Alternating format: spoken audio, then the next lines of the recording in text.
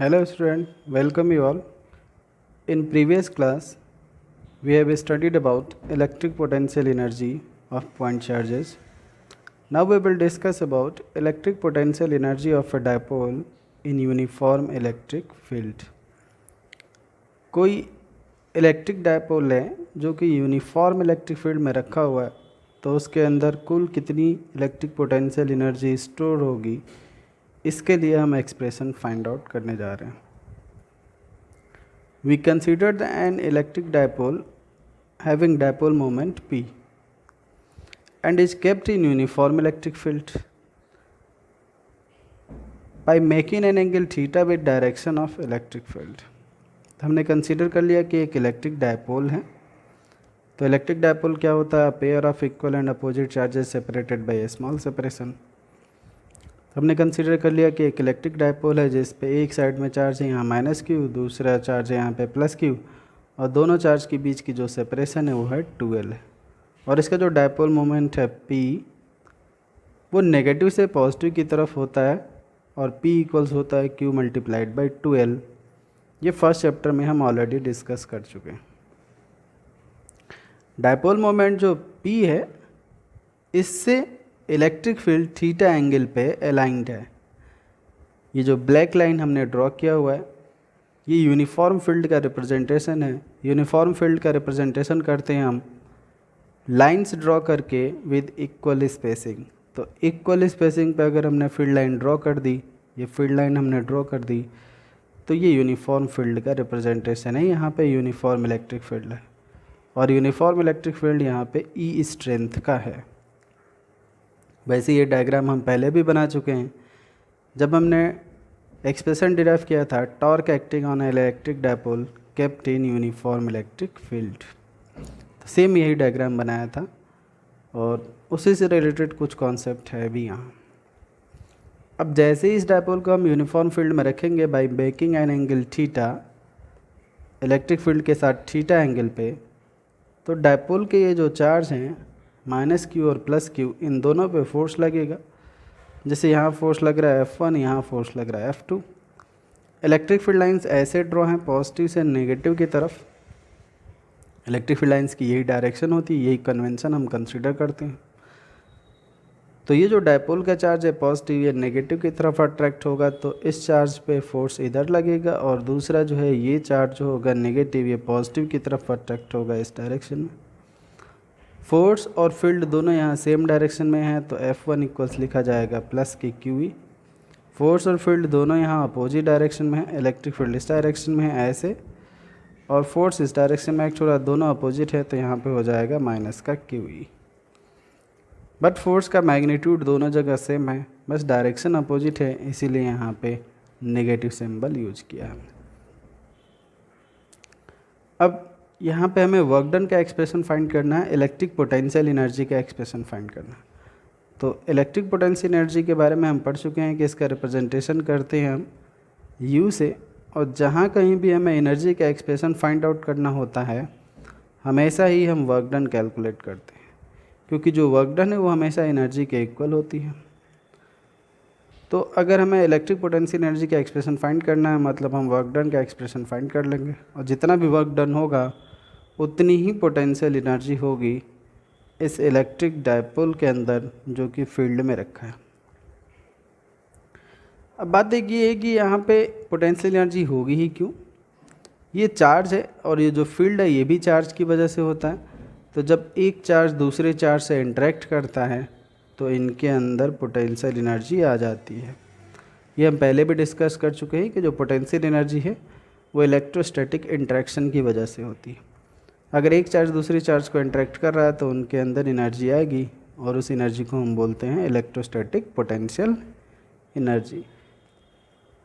ये कुछ हद तक वैसा ही है जैसे ग्रेविटेशनल पोटेंशियल एनर्जी है. जैसे कोई हैवी मास और एक लाइटर मास या दोनों हैवी मास जब एक दूसरे से इंटरेक्ट करते हैं तो उन दोनों के अंदर ग्रेविटेशनल पोटेंशियल एनर्जी होती है. ठीक वैसे ही यहाँ पे चार्ज की वजह से एनर्जी है, तो इसको बोलेंगे हम इलेक्ट्रोस्टैटिक पोटेंशियल एनर्जी. अब वर्क डन का एक्सप्रेशन फाइंड करना है जो कि इलेक्ट्रिक पोटेंशियल एनर्जी के इक्वल है. इलेक्ट्रिक पोटेंशियल एनर्जी का रिप्रेजेंटेशन कर रहे हैं हम सिंबल U से, कैपिटल लेटर U से. तो वर्क डन का एक्सप्रेशन हम कैसे फाइंड करेंगे? वर्क डन जो फाइंड करना है तो हम फॉर्मूला लिखते हैं एफ डॉट डी एक्स या फोर्स इनटू डिस्प्लेसमेंट। तो फोर्स इनटू डिस्प्लेसमेंट एक्सप्रेशन तो तब लिखते हैं हम जब फोर्स जो है कांस्टेंट हो। ये तब फॉर्मूला यूज करते हैं जब फोर्स जो है हमारा वेरिएबल नेचर का हो। एक और बात है कि ये फॉर्मूला हम तब यूज करते हैं जब मोशन या मूवमेंट जो है वो ट्रांसलेटरी हो।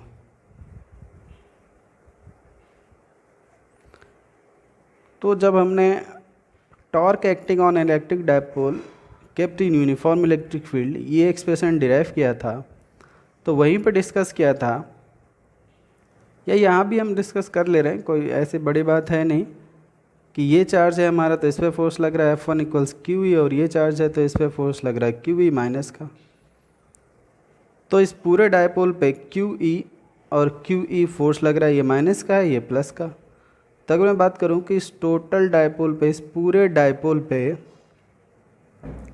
कुल कितना इलेक्ट्रोस्टैटिक फोर्स लगेगा, तो टोटल इलेक्ट्रोस्टैटिक फोर्स हो जाएगा यहाँ पे vector F equals F1 plus F2। एक है क्यू ई और दूसरा जो है वो माइनस का क्यू ई, तो दोनों का सम जो हो जाएगा वो जीरो हो जाएगा। और जब फोर्स जीरो हो गया तो इसका मतलब ये हो गया कि ट्रांसलेटरी मोशन नहीं होगा, और जब ट्रांसलेटरी मोशन नहीं होगा तो वर्क डन का ये वाला फॉर्मूला नहीं लगेगा। तो अगर ये दोनों फोर्स जीरो हो जा रहा है, इनका सम जीरो हो जा रहा है, तो एक और बात है, और ये पिछली क्लास में भी हमने डिस्कस किया था कि ये दोनों फोर्स जो हैं इक्वल एंड अपोजिट है और along to different line of action act हो रहे हैं। तो ऐसे फोर्स जो है कपल बनाते हैं, और कपल की वजह से इस डायपोल पे एक टॉर्क लगेगा, और टॉर्क किसी भी बॉडी पे लगता है, टॉर्क किसी भी बॉडी पे लगता है तो उसकी वजह से रोटेटरी मोशन होता है,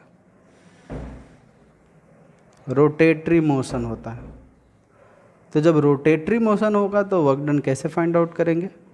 रोटेटरी मोशन के लिए वर्क डन का फॉर्मूला लिखते हैं हम W equals tau d theta.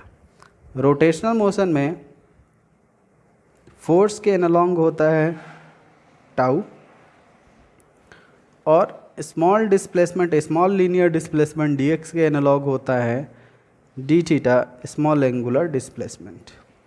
तो W equals tau d theta, इस एक्सप्रेशन से हम वर्क डन की वैल्यू कैलकुलेट कर सकते हैं। टाउ इस डायपोल पे कितना टॉर्क लगेगा इसका एक्सप्रेशन डिराइव करने की ज़रूरत नहीं है हमें, ये ऑलरेडी हम डिराइव कर चुके हैं, पिछली क्लास में हमने डिस्कस किया था।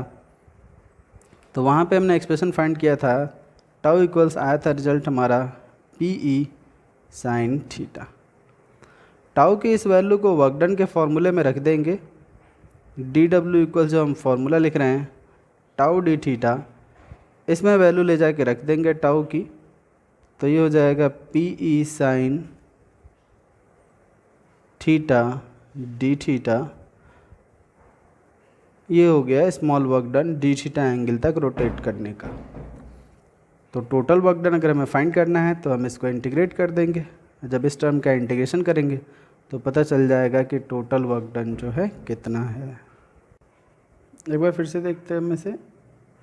We have to find out expression for electric potential energy of a dipole kept in uniform electric field, for which we have considered an electric dipole having charges plus minus q and dipole moment p, which is kept in uniform electric field E. Uniform electric field is represented by drawing field lines with equal spacing. The angle between electric field lines, direction of electric field and dipole moment is theta.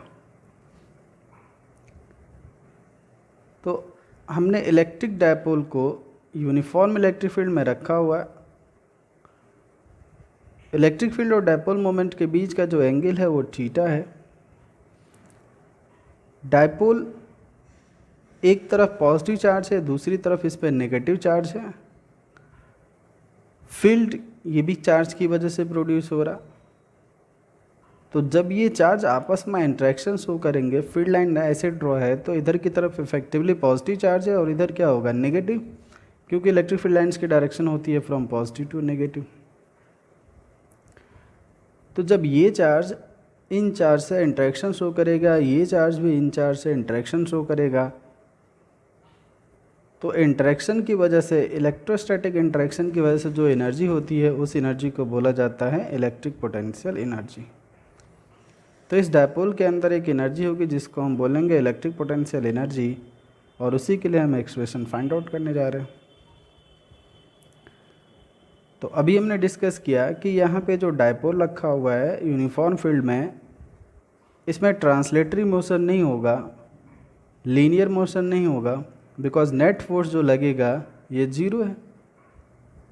तो इस पर torque act होगा, और torque act होगा तो torque की वजह से रोटेटरी मोशन होगा। तो रोटेटरी मोशन में वर्क डन का एक्सप्रेशन लिखते हैं हम W equals tau d theta. तो इसी एक्सप्रेशन से हम फाइंड आउट करेंगे वर्क डन की वैल्यू, और जितना वर्क डन होगा उतनी ही इलेक्ट्रिक पोटेंशियल एनर्जी होगी। Work done in rotating dipole to a small angle d theta. ये जो डायपोल है जिसको हमने यूनिफॉर्म फील्ड में रिप्रेजेंट किया, अगर हम इसको रोटेट करेंगे डी थीटा एंगल तक किसी भी साइड, ऐसे या फिर ऐसे, तो ऐसा करने के लिए हमें कुछ ना कुछ अमाउंट का वर्क करना पड़ा होगा। ऐसे नहीं कि ये अपने आप हो जाएगा, अपने आप इसलिए नहीं हो सकता क्योंकि यहाँ पे इलेक्ट्रोस्टैटिक इंटरेक्शन इन्वॉल्व है। तो कुछ ना कुछ हमें वर्क करना पड़ेगा इलेक्ट्रिक फील्ड के अगेंस्ट, और जब ऐसा होगा तो डी थीटा एंगल तक रोटेट करने का वर्क डन का फॉर्मूला होता है DW equals tau d theta. Rotational motion में वर्क डन का यही फॉर्मूला होता है, ये ऑलरेडी हम 11th क्लास में पढ़ चुके हैं। टाउ की वैल्यू टॉर्क,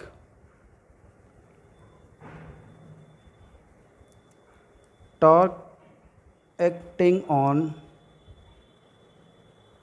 डायपोल, डायपोल पे कितना टॉर्क एक्ट होगा, इसका एक्सप्रेशन भी हम पहले डिराइव कर चुके हैं फर्स्ट चैप्टर में।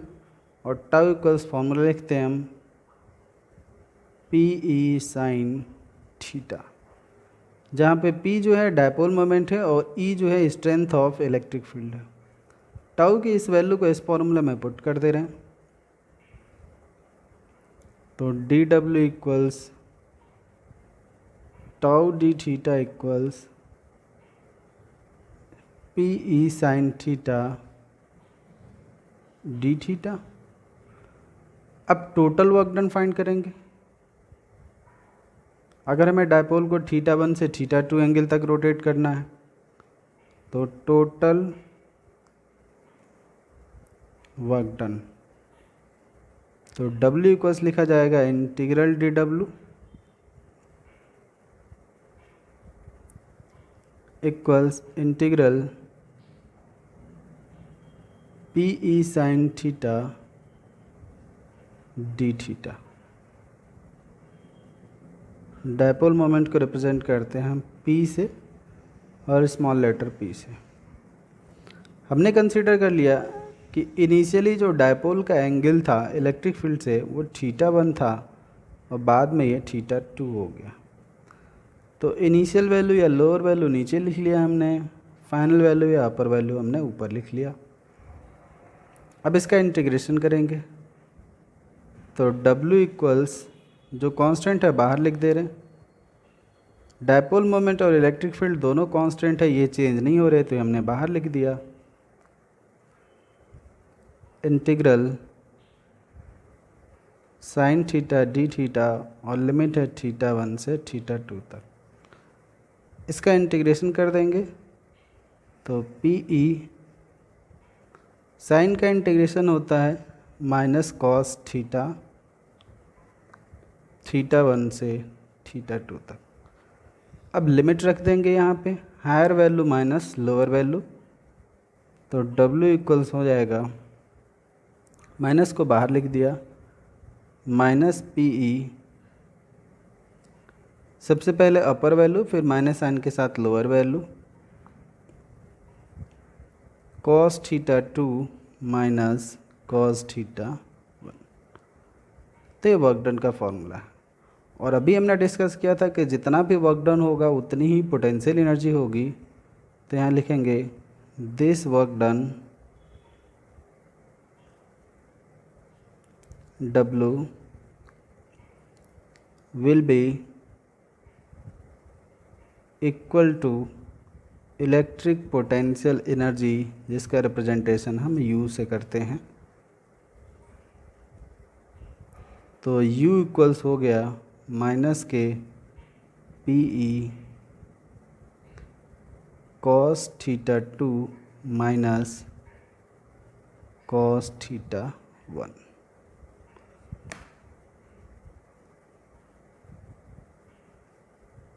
तो ये इलेक्ट्रिक पोटेंशियल एनर्जी का एक्सप्रेशन हो गया।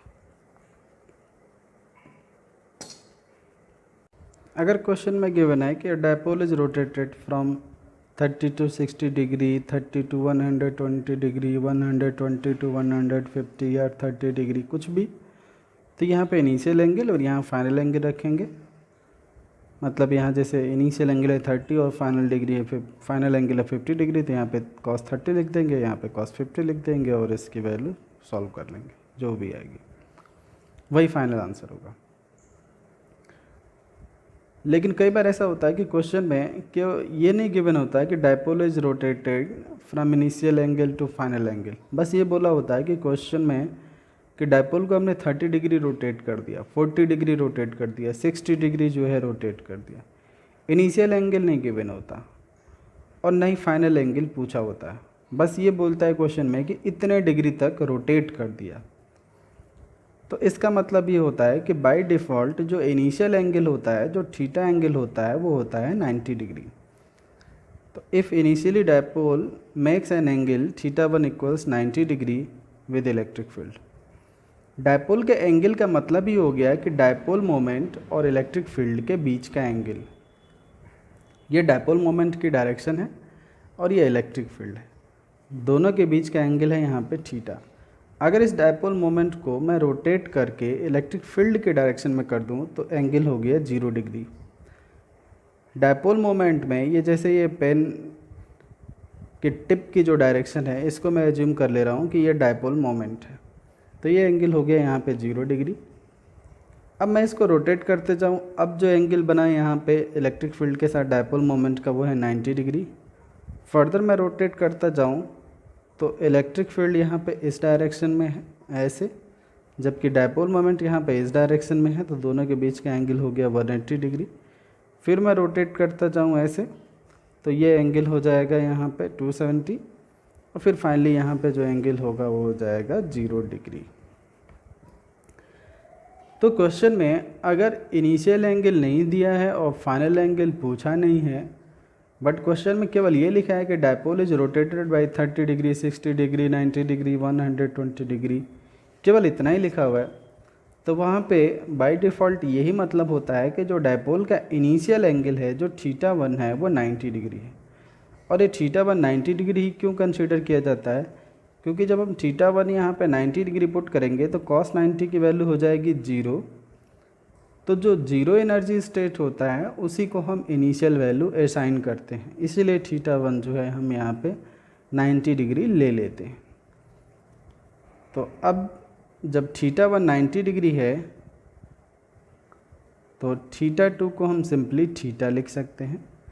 थीटा 1 और थीटा 2 हम तब लिख रहे थे जब दो अलग अलग एंगल थे, लेकिन अब जब केवल एक ही एंगल है, दूसरे को तो हमने उसकी वैल्यू असाइन करके रख दिया है, तो फिर थीटा 2 लिखने का कोई सेंस नहीं है, केवल और केवल अब हम थीटा लिख सकते हैं। तो u इक्वल्स हम लिख सकते हैं formula minus PE cos theta, theta 2 को सिंपली थीटा लिख देंगे। जब हम थीटा 1 की वैल्यू ऑलरेडी असाइन कर चुके हैं, यहाँ पे 90 लिख चुके हैं, तो फिर थीटा 2 लिखने का कोई सेंस नहीं है, तो इसीलिए हमने थीटा 2 को लिख दिया थीटा। जैसे क्लास में दो बच्चे हैं, जैसे राम 1 और राम 2, अब एक बच्चे का नाम दूसरे सेक्शन में ट्रांसफ़र हो गया, तो फिर राम 1 बोलने का कोई सेंस नहीं है या राम 2 बोलने का सेंस नहीं है कोई, जब एक ही नाम के दो बच्चे होते हैं तो हम बोलते हैं राम 1 राम 2, लेकिन यहाँ पे ऐसा नहीं है। इनिशियल एंगल जो है हमने यहाँ पे असाइन कर दिया है, तो फाइनल एंगल को θ2 लिखने का कोई सेंस नहीं है, इसलिए हमने सिंपली लिख दिया कि u equals minus P cos theta. तो ये फाइनल एक्सप्रेशन है। तो अगर क्वेश्चन में बोला है कि dipole is rotated by 30 degree, rotated by 30 degree, तो इसका मतलब ये हुआ कि वो उसको रोटेशन किया जा रहा है 90 से, और फिर यहाँ पे जो फाइनल एंगल है वो 30 डिग्री है, तो θ2 की वैल्यू यहाँ पे 30 डिग्री रख। लेकिन अगर क्वेश्चन में बोला जा रहा है कि dipole is rotated from 30 to 60, 40 to 90, कुछ भी ऐसा बोला जाए, तो वो इस फॉर्मूले से सॉल्व होगा। कुछ कंडीशन है, इनको हम डिस्कस कर लेते हैं। जैसे डायपोल का जो एंगल है, अगर ये θ डिग्री है, डायपोल के एंगल का मतलब ये होता है कि डायपोल मोमेंट और इलेक्ट्रिक फील्ड के बीच का एंगल। तो अगर θ की वैल्यू 0 डिग्री है, मतलब ये जो हमारा डायपोल मोमेंट है और जो इलेक्ट्रिक फील्ड है, दोनों एक ही डायरेक्शन में अलाइन कर रहे हैं ऐसे। तो इस डायरेक्शन को हम बोलेंगे कि डायपोल मोमेंट और इलेक्ट्रिक फील्ड दोनों के बीच का जो एंगल है वो है 0 डिग्री। अगर डायपोल मोमेंट मतलब ये और इलेक्ट्रिक फील्ड दोनों 90 डिग्री पे हैं, तो डायपोल हमारा ऐसे रखा होगा, ये यहाँ लाई करेगा, ये इधर लाई करेगा ऐसे। अगर डायपोल मोमेंट और इलेक्ट्रिक फील्ड दोनों के बीच का एंगल 180 डिग्री होगा, तो ये जो पॉजिटिव चार्ज है और ये जो नेगेटिव चार्ज है, तो पॉजिटिव इधर आ जाएगा और नेगेटिव इधर चला जाएगा, मतलब ये ऐसे हो जाएगा। तो 180 डिग्री का एंगल है। डायपोल के एंगल का मतलब होता है डायपोल मोमेंट और इलेक्ट्रिक फील्ड के बीच का एंगल।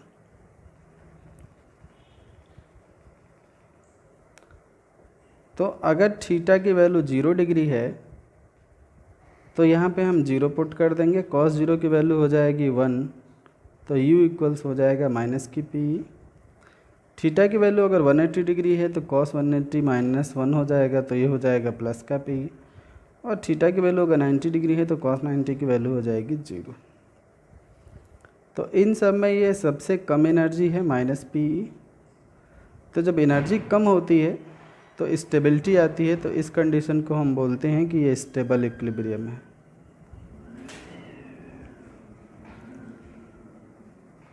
जब एनर्जी मैक्सिमम होती है, u इक्वल से प्लस पी मैक्सिमम है, तो उस समय अनस्टेबल होता है डायपोल, तो इस कंडीशन को हम बोलते हैं अनस्टेबल इक्विलिब्रियम।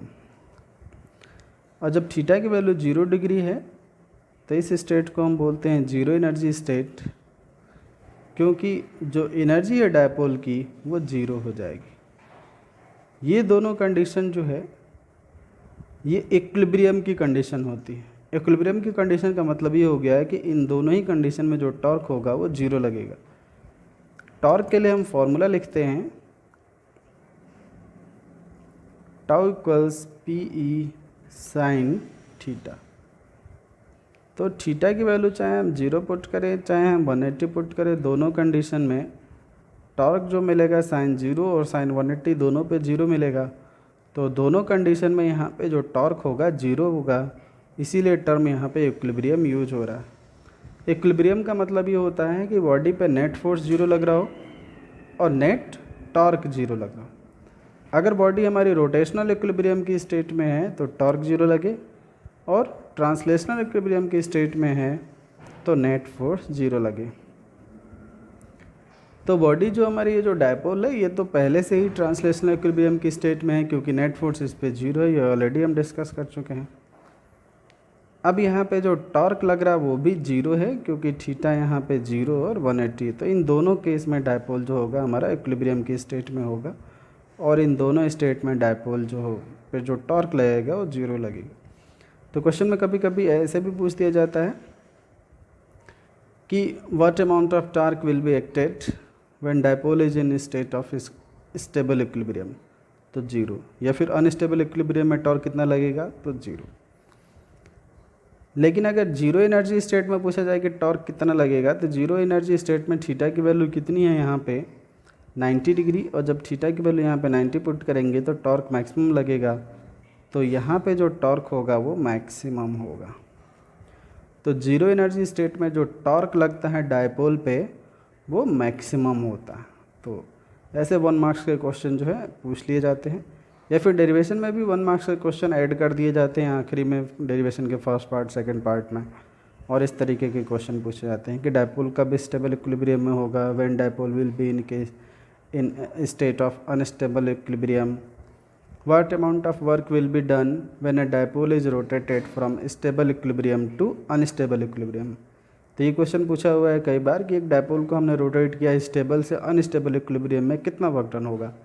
तो इनिशियल और फाइनल एंगल दोनों दे रखा है, तो मतलब ये वाला फॉर्मूला यूज होगा। कह रहे हैं कि स्टेबल से अनस्टेबल, तो इसका मतलब इनिशियल एंगल जो है θ1, स्टेबल के केस में कितना एंगल है यहाँ पे 0 डिग्री, तो θ1 की वैल्यू 0 डिग्री रखेंगे।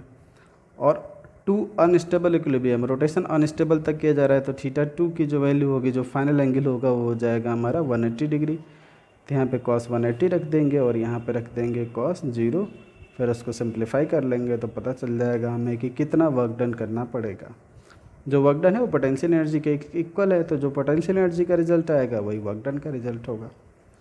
So this is all about electric potential energy of a dipole kept in uniform electric field. Numerical problem number 28. An electric dipole of length 4 cm when placed with its axis making an angle of 60 degree with a uniform electric field experiences a torque of 4√3 Newton meter. Calculate, first part है question का, magnitude of the electric field, and second part potential energy of the dipole if the dipole has a charge of ±8 nano coulomb. Question में given है कि एक dipole है जिसकी dipole length है, जिसका हम रिप्रेजेंटेशन करते हैं 2L से 4 सेंटीमीटर, मतलब 4 × 10⁻² मीटर। इसको इलेक्ट्रिक फील्ड में रखा हुआ है, यूनिफॉर्म फील्ड में। डायपोल मोमेंट और इलेक्ट्रिक फील्ड दोनों के बीच का जो एंगल है वो है 60 डिग्री, और ऐसा करने पर जो टॉर्क लग रहा वो लग रहा 4√3 न्यूटन मीटर का। डायपोल का जो चार्ज है आइदर चार्ज है, मतलब कोई भी एक चार्ज जो है वो है 8 नैनो कूलम्ब, मतलब एक चार्ज है 8 नैनो कूलम्ब प्लस साइन का और दूसरा चार्ज है माइनस साइन का 8 nano coulomb. N small letter n prefix है जिसको हम नैनो बोलते हैं, और उसकी वैल्यू होती है 10⁻⁹। तो अब क्वेश्चन के फर्स्ट पार्ट में हमें फाइंड आउट करना है मैग्नीट्यूड ऑफ इलेक्ट्रिक फील्ड। तो ई इलेक्ट्रिक फील्ड की वैल्यू हमें फाइंड करनी है। कैसे फाइंड करेंगे? टॉर्क का एक्सप्रेशन हमें पता है, टॉर्क एक्टिंग ऑन डायपोल क्या होता है, formula PE sin theta. Tau की वैल्यू कितनी है 4√3 क्वेश्चन में गिवन है। P डायपोल मोमेंट नहीं दिया है, बट डायपोल मोमेंट का फॉर्मूला हमें पता है। P के लिए हम फॉर्मूला क्या लिखते हैं, Q × 12। तो Q भी गिवन है क्वेश्चन में और 12 भी गिवन है, तो Q कितना हो गया 8 × 10⁻⁹ और 2L dipole length complete 2L represent की जाती है, तो ये है 4 × 10⁻²। E की वैल्यू हमें फाइंड करनी है। थीटा की वैल्यू कितनी गिवन है 60 डिग्री, तो ये हो गया साइन 60 डिग्री। तो यहाँ से E की वैल्यू हो गई 4√3, ये सारे टर्म डिनोमिनेटर में आ जाएंगे, 4 और 8 10 टू द पावर हो जाएगा यहाँ पे माइनस का 11, और इधर है साइन 60। तो साइन 60 की वैल्यू है √3/2, तो √3 यहाँ डिनोमिनेटर में हो गया और 2 यहाँ पे न्यूमरेटर में हो गया।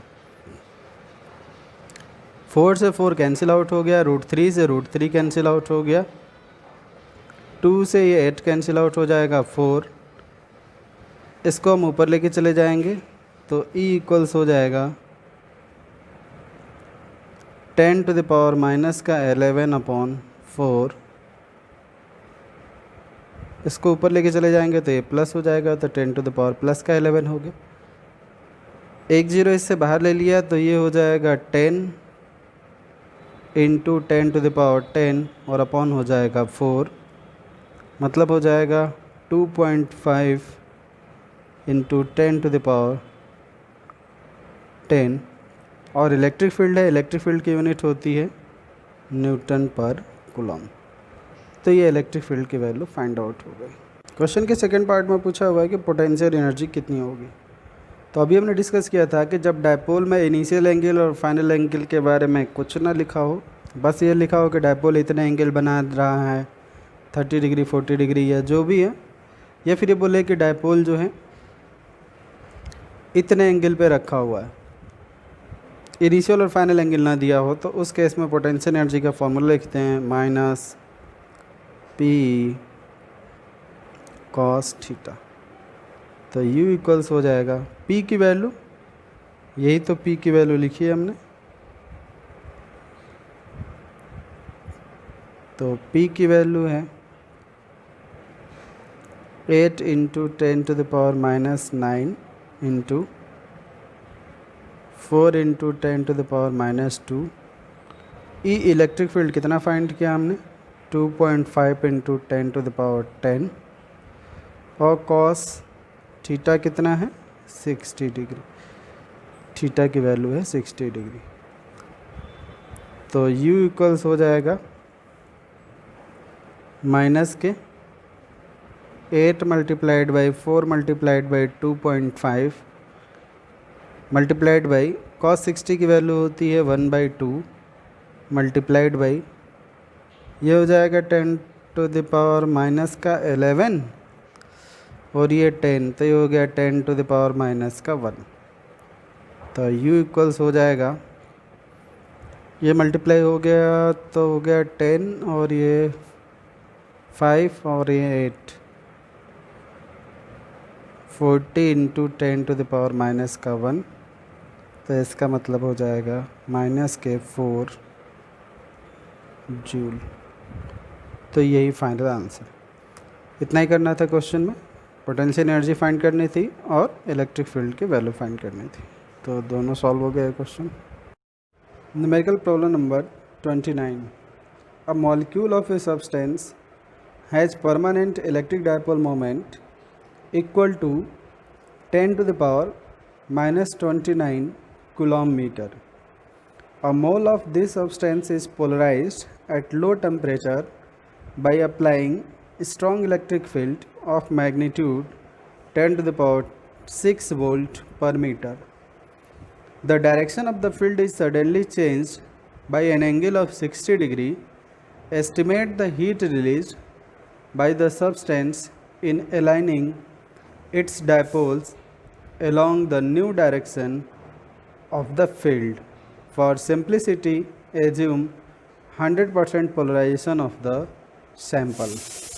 क्वेश्चन में गिवन है कि कोई पोलर मॉलिक्यूल है, कोई सब्सटेंस है जिसके एक मॉलिक्यूल का जो डायपोल मोमेंट है एक मॉलिक्यूल का वो है 10 टू द पावर माइनस के 29 कूलॉम मीटर।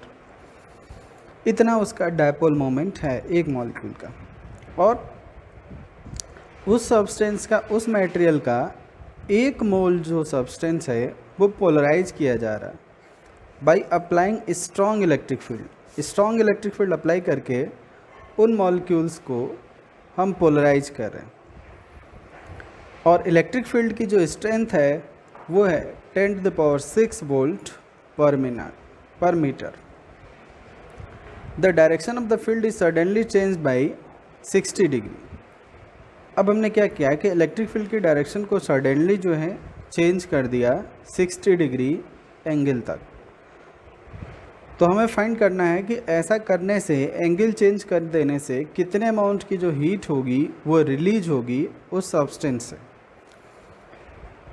तो हीट रिलीज का मतलब हो गया कि एनर्जी रिलीज्ड, एनर्जी उतने ही अमाउंट की रिलीज होगी जितने अमाउंट का हम वर्क करेंगे, और वर्क डन उतना ही होगा जितना कि पोटेंशियल एनर्जी होगी। तो अगर हमें हीट रिलीज फाइंड करना है तो इसका मतलब हमें फाइंड करना होगा कि पोटेंशियल एनर्जी में कितना चेंज आया या फिर कितने अमाउंट का वर्क डन हुआ, और जितना वर्क डन होगा उतने ही अमाउंट की हीट एनर्जी जो है यहाँ पे रिलीज होगी। तो सॉल्व करते हैं इस क्वेश्चन को। क्वेश्चन में गिवन था कि एक जो मॉलिक्यूल था उसका डायपोल मोमेंट जो है वो 10⁻⁻29 कूलॉम मीटर है। जिस इलेक्ट्रिक फील्ड में रखा हुआ है उसकी स्ट्रेंथ है 10⁻6 वोल्ट पर मीटर, और एक मोल मॉलिक्यूल है। तो एक मोल मॉलिक्यूल में कुल कितने मॉलिक्यूल होते हैं? एक मोल में नंबर ऑफ मॉलिक्यूल या नंबर ऑफ एटम होते हैं 6 × 10⁻23 मॉलिक्यूल।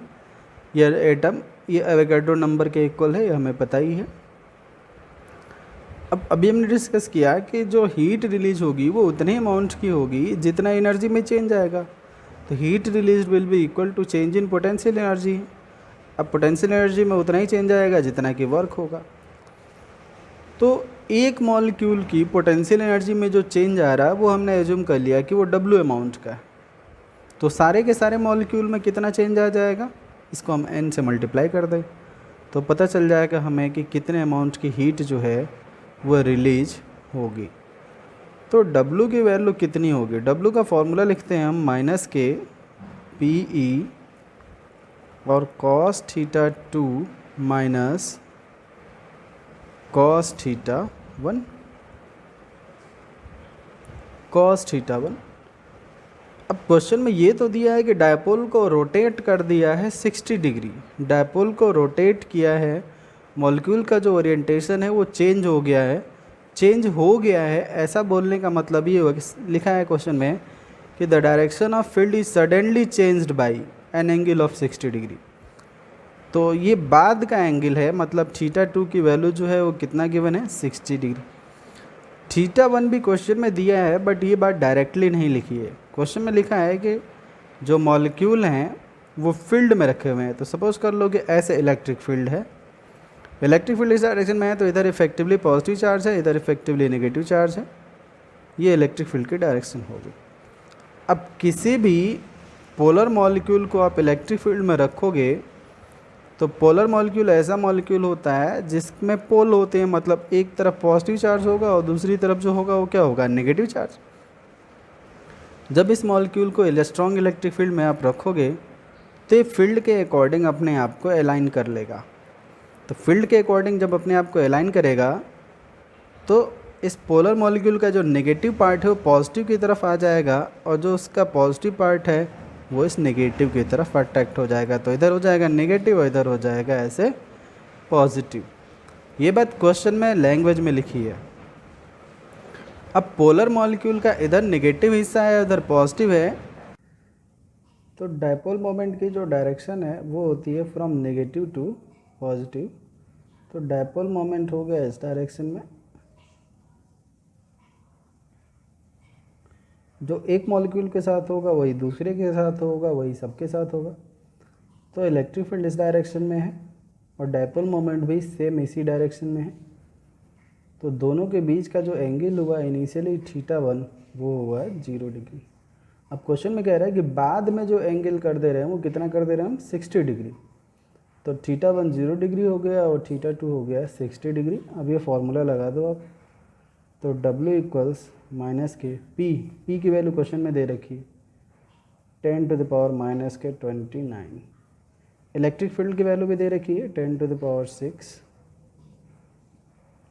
और cos θ2 की वैल्यू है 60 डिग्री तो cos 60 डिग्री माइनस θ1 की वैल्यू है 0 डिग्री तो cos 0 डिग्री।